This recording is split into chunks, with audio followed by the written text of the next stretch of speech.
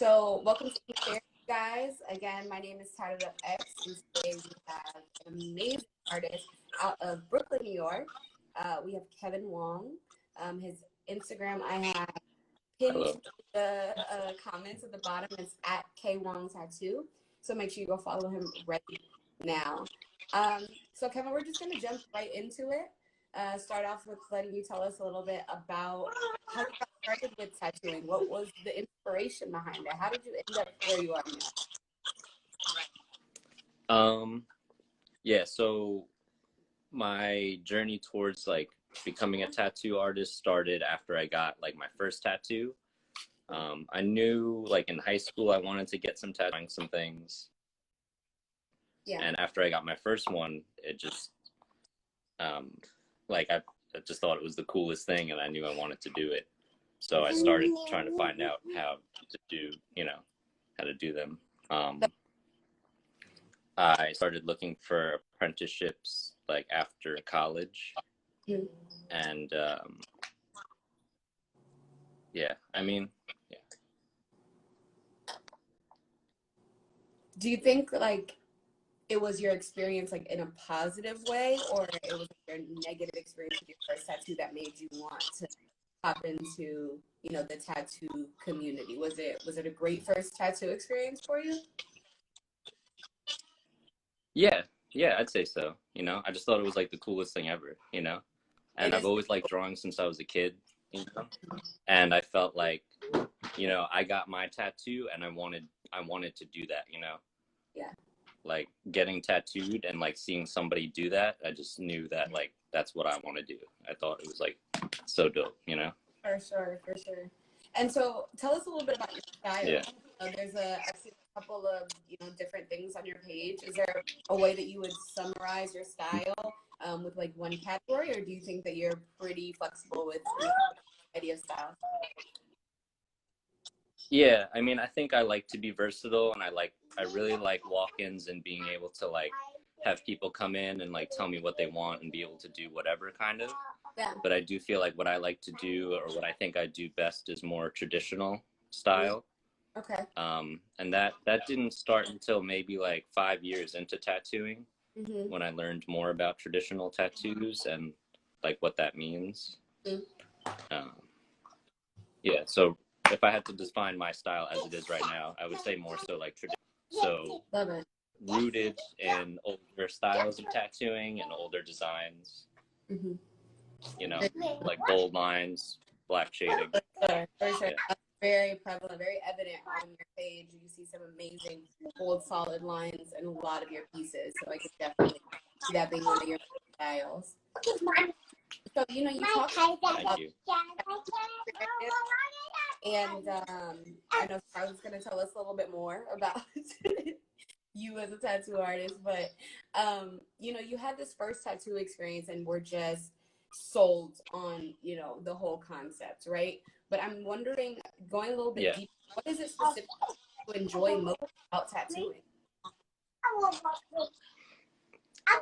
Aside from just like the art and the visual aspect, like, aside from drawings and like communicating through a visual, what I really like about it is like just connecting with people like very directly, and in like a very intimate way, like you're working with someone on something that you're both collaborating on that's going to be on their body for the rest of their life. And I think that's a very just powerful thing.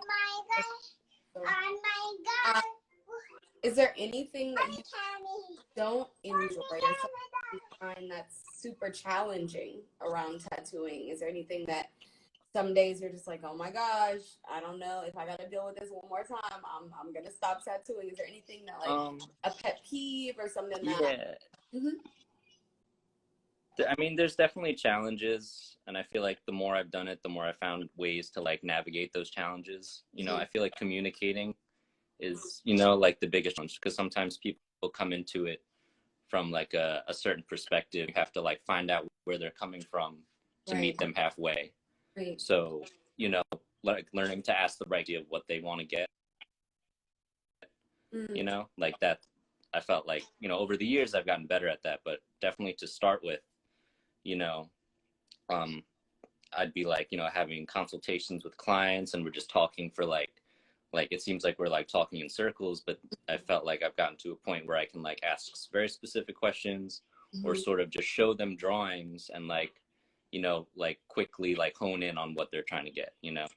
That's awesome. So That's I awesome. felt like that's, you know, you know, yeah, Yeah, I love I to think hear that's the biggest challenge that I that. used to But it seems face, like even with you know. that challenge, you know, you have such a bomb strategy to literally like pinpoint what it is exactly this person is looking for. So that's super awesome to hear, you know, that you already Yeah, have to that challenge. Um, what advice would you yeah. give somebody looking to get their first tattoo? Don't settle, I would say, you know, like it's gonna be on you for the rest of your life, and you Mm-hmm. know,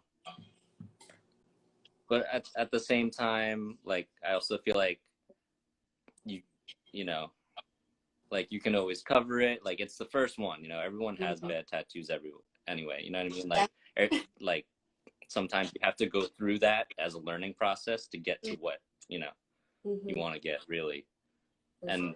you know, like don't be too reserved about it either, because you can spend like your entire life like thinking about the perfect tattoo for the first one, and that might Mm-hmm. hold you back from just getting that first one. I feel like that first one really frees you to get whatever, you know, moving forward. For sure. So I could go either way. Like if you have a very specific idea about what you want and you know it, like make sure you find the right artist. But if you know you want to get a tattoo but you don't know just what, like, you know, you might not want to make such a big deal about it and just get like a little thing, or you know. Yeah. Yeah, that's great Yeah, I feel advice. like I it could go love either hearing. way. I think, you know, Yeah, speaking of freeing, I love your description of that because I definitely identify with that. I think that that's why, or how I got so invested in this tattoo community is because it was such a freeing experience.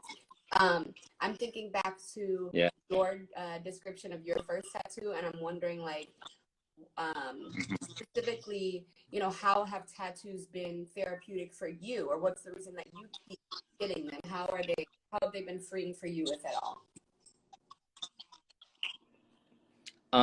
I feel like they I feel like it kind of tests for me, it like tests my limit of Mm, what I can get, you preach. know? Yeah. And I feel like there's tattoos that I've been thinking about that I really want, and then I'm kind of like either holding off on them, or Yeah. you know, but I feel like at the same time I do want to have a lot of tattoos. Oh, So yeah. it's like an inner conflict of, Whole body you know, suit. like, you know, like yeah, you know, like my ideal vision is like, you know, I have like drawings of like, oh, these are the tattoos I really want, and this is my Mm, ideal vision for what I want. But actually achieving that is very different, just because, you know, some artists that I want work from, they live far away and it's like right. really expensive. Right. So, you know, like the reality is a compromise of like what I was able to get and what was approachable, you Mm, know, like that's what I ended up getting, and this is what I look like now, because I know I wanted tattoos, and like this is what I thought was cool and was also accessible, you know. mm. So that's really interesting So, because I've heard from so many people, you know, even what we just talked about earlier, just what your advice was is like, don't settle. However, there is a certain amount of not necessarily settling, but compromise or flexibility, right? That you have to have yeah, around yes, um, art, and that's simply because of, like you said, accessibility, cost. You know, unless you are going to make those sacrifices in order, you know, to get exactly what you want, there is some amount of flexibility that's yeah, required in this industry, right? And I think that that kind of yeah, plays for sure.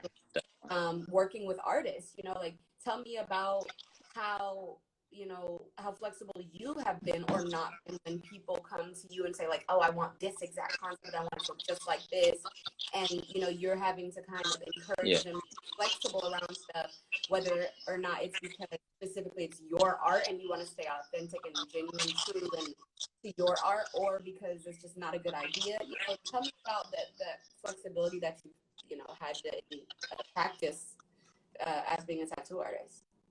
yeah, yeah. I mean, I feel like I'm pretty flexible. I like to be able to present people with options, and you know, if they bring a reference that like is something that I wouldn't feel comfortable doing, or if I feel like it doesn't look good, I'll present options that I am capable of doing, being like, you know, maybe not this, but like this is something I can do, you know, and this is something I think I would do really well, and offer that, be like, this I can do, but if this is something you want, like maybe I know an artist that does that really well, and I'll refer them, you know, if it's not within like my realm of what I feel like I'm good at, Okay.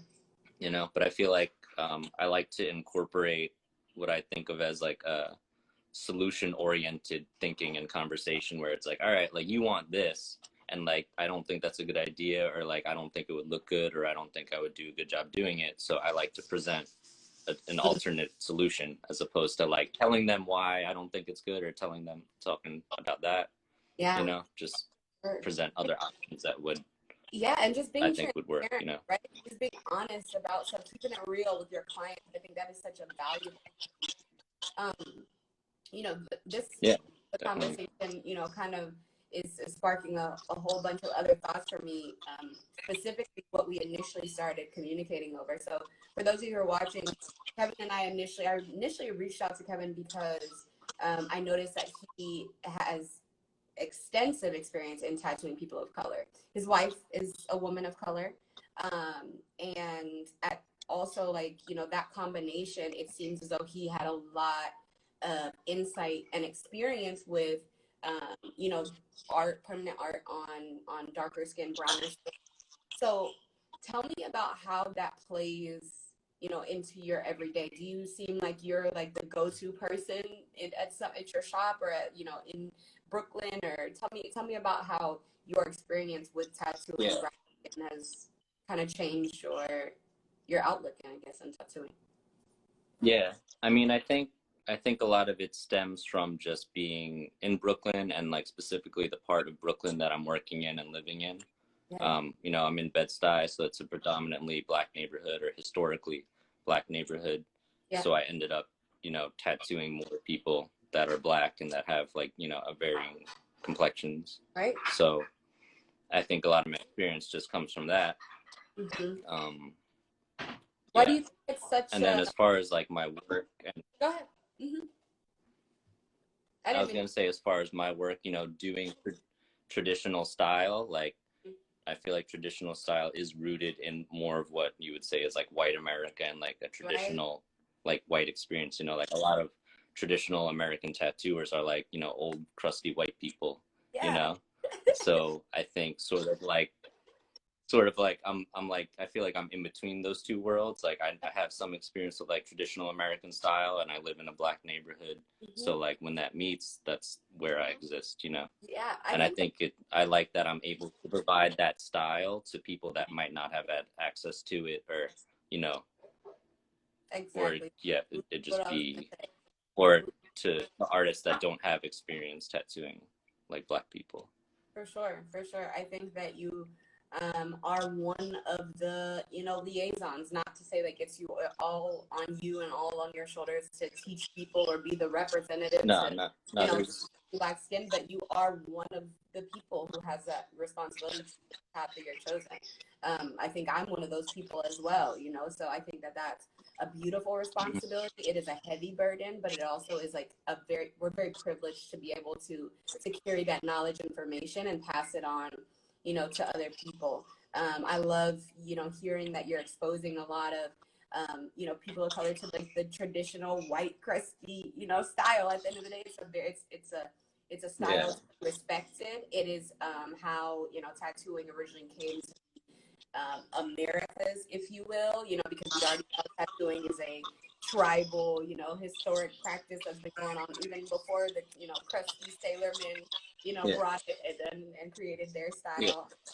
But I also think that there's beauty in American traditional, and so I love seeing that on the skin where you wouldn't necessarily, you know, usually see it, right? Like a lot of people associate people for of color sure. with head tattoos or low quality work, and I think that it's a wonderful thing that you are making it accessible to people who typically wouldn't have access to it. So that's phenomenal. You know, it would be irresponsible of us to ignore all the myths and stereotypes that go along with tattooing dark skin. one of them being, you know, that people of color cannot get color. What do you think about that? Yeah. No, people of color can definitely get color. No. You're like, yeah. Yeah, you can definitely get color. You know, I feel like you should never let, you know, like, don't not get what you want to get. You know what I mean? I feel like something that plays into that is like people's maybe expectation of like what it would look like healed, or, you know, things like that, you know? Right. And that's kind of like where the issue might lie, you know? For sure. This question is kind of, I mean, we're going in that direction, but I'm just thinking about, like, you know, when we had our initial discussion, and we talked about the questions I would ask. So forgive me if you need some time to think about this. And also, if I take you in the wrong direction, just let me know. But the other day, so you know, I co-run Dark Skin Tattoo Tips with Angel Rose. She was on Ink Master. It's a community-based page, right? We are not there to project our beliefs or experiences onto others. It's literally like a place for conversation and learning and education. The other day, we got a photo of a person, a tattoo artist, who actually won an award at a convention for best dark skin tattoo. Tell me what you think about. I'm still like, and part of me is like, yeah, awesome, but part of me is like, what? But then the other part of me is like, yeah, awesome. I mean, it seems. What do you think about that? Yeah, I'm not sure how to feel about that, because I feel like then it's like differentiating, like, you know, it's like, okay, like now it's a different category now, so but you know, I don't, you know, and like even within that, it's like now you're judging whole styles within like dark skin categories. So it's like, oh, like, you know, like let's see 3 darker skinned individuals, one traditional, one tribal, one like realistic. Now they're all competing for like the same thing, you know, in one category. Oh, I didn't even think about that. You know, that's a good point. So, you know, I mean, I mean, personally, like I've done conventions, and I feel like awards and like things of that nature are not like that important. I feel like the important thing is like people getting tattoos that they're happy with. But yeah, I feel like that's to me, that just seems stupid to create a category for that, you know? Yeah. I think that they had great intention. And I think that it was a way to possibly be more inclusive, but I just think that it was a weird way to go about it. And then your point literally right. Yeah, because because like I guess like from their perspective, like a dark skin tattoo would never win on its own in the general category. So let's make a category where they could win based on how people are perceiving it. They're like, no one's, you know, like maybe that's how they felt, so maybe that's why they created that category. But it's still I mean, maybe you have to go through that to get to where, you know, we live in a world where you don't have that, you know what I mean? But I don't know. For sure. No, I think that's great insight. Thank you for helping me process that. I think that was something I never even thought about, is like the fact that there are different styles competing within one category. You said, like, you know, photorealism, tribal, traditional. Like, how can we compete just because it's a skin category, you know? So I think that that's a teachable moment for a lot of people, you know? Speaking of conventions, you know, I heard you say that winning awards and stuff is not necessarily anything that is on your hill to die on. But do you attend conventions? And if so, what are some of your conventions? Yeah, I you know, pre-COVID, I definitely did.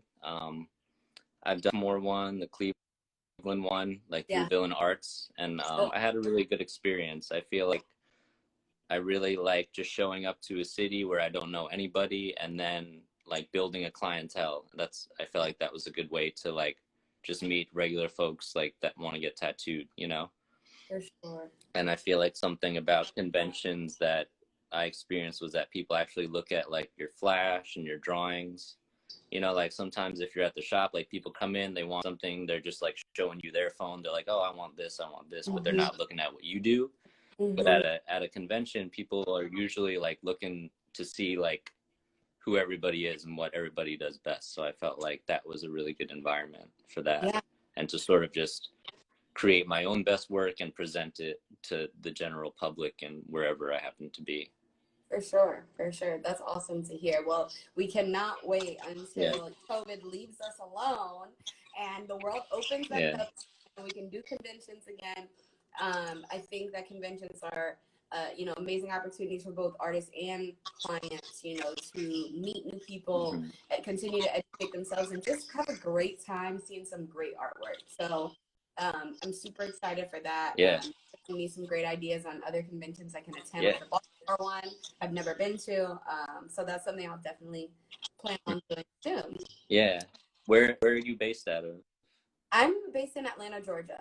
So I'm between Atlanta. I'm originally from Atlanta, Georgia, but I'm between here and LA as of now. And that's because of COVID, right? Like my initial regular 9-to-5 job in LA got shut down. So I was like, okay, I can take some time off and go visit family during this time. So that's where I'm at. And Villain Arts does have a nice Atlanta convention out here. And then there's cool conventions in the surrounding areas like New Orleans, things like that. So maybe we'll plan for y'all to come, you know, visit some southern states as well. That'll be super. That sounds good. Cool. Well, before we transition into the last part, which is the game, I have some fun questions. What can we catch you listening to in the studio when you're tattooing? It depends on the day, but I think nothing too like high energy or like super like heavy, you know. I like to keep it sort of like calm and relaxed. Nice. But I like Sam Cooke or like some older stuff like that, or also more like instrumental type things like Wrong Bin, or Leon Bridges is really good. Like, you know, just kind of like chill, mellow. Love it. Love to hear. That's definitely right up my alley. Do you have a favorite tattoo that you've created? Not one in particular, but I feel like what I like to do most now is sort of like larger work. You know, so I have like some back pieces in progress that like I'm really like stoked to finish. I feel like there's not any like one specific, but generally like larger work I feel like I'm really interested in right now and I'm really stoked to do. Yeah, so that's good for all our viewers to know. It also means less like setting up stuff too. You know, you get to like do one setup and then tattoo for like a few hours instead of just like constantly setting up and cleaning up like that. You know, that's not fun. I get you. Well, that's great. Tattooing's fun. To share. Exactly. Tattooing is fun and that's what you want to do. So you don't want to worry about this breaking down and setting up all the time. That's great to hear. Yeah, just do one big thing for like the day. Tell us about your most painful tattoo experience on your body. Most painful. That I got, it was either this scorpion or like I got a butterfly on the back. Oh my goodness. Wow. Yeah, so those were probably the worst. Just because of the spot, and the one on the back of my head, I was on like a massage table that had like that little ring in it, so my face was just like smushed into there. So that was pleasant. You know. Okay. Yeah. Awesome. Well, thank you for engaging in those questions with us. We're going to make a transition to the game part. So for those of you who've watched, you already know that we always end the interview with a game, either never have I ever, would you rather, or this or that. So for Kevin's, I've chosen a rated PG, never have I ever. So if you've never played Never Have I Ever, this is how it goes. Kevin's going to hold up 10 fingers. I'm going to read 10 statements. His goal is to keep all of those fingers up. But if I read a statement and that statement is true for him, he has to put a finger down. So if I say never have I ever had my head tattooed, that would definitely apply to him, and he has to put a finger down. All right? Okay. So feel free to play along with us. Kevin, 10 fingers up. Here we go. Never have I ever sneaked into a party. Okay. Okay. Obviously, are you thinking about it? You're good. All right. Never have I ever been robbed. Yeah. Never have I ever been robbed. Okay. Never have I ever lied to my parents about where I'm going. All right. Okay. We got one now. I was about to say. So I Never. put my finger down if it. Yes, if it's true. If it's true. So you have lied to your parents about where you're going. Okay, I hope they're not watching now. Right. Okay. Never have I ever Right. gone to the bathroom and not washed my hands. No. Okay. We got a sanitary guy right here.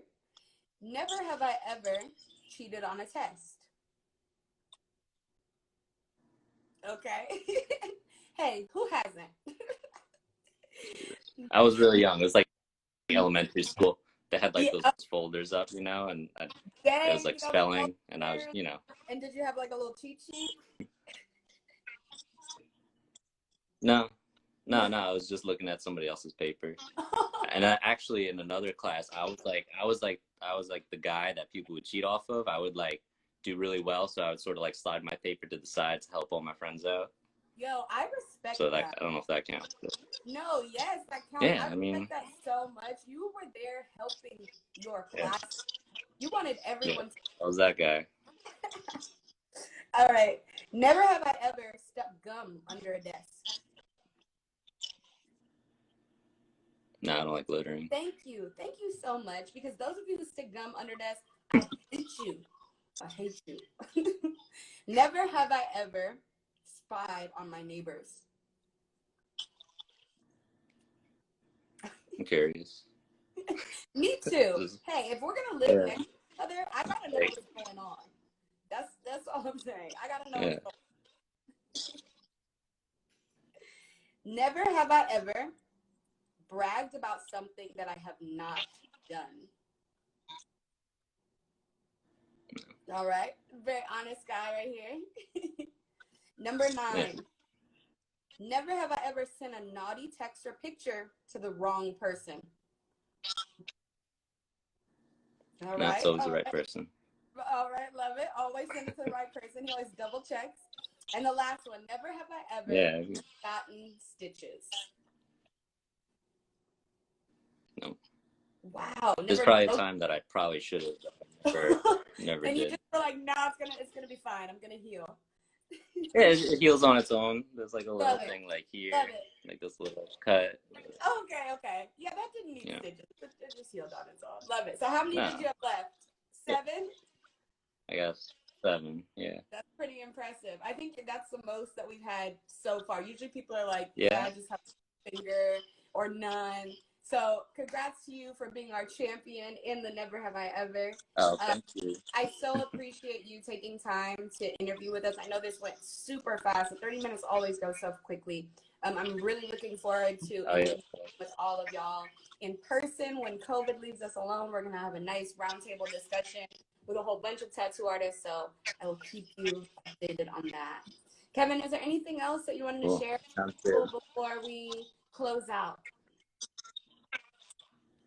No, just thank you for having me. It was a real pleasure, you know, and I look forward to maybe doing something else, you know, like a round table. That sounds really great. So I definitely want to keep in touch and, you know, do more.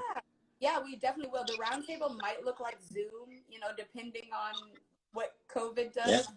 We're definitely going to do something. We're definitely going to get deeper into these questions, deeper into how tattooing has been therapeutic for so many people. So thank you so much again. There's more to come. Thank you all for watching.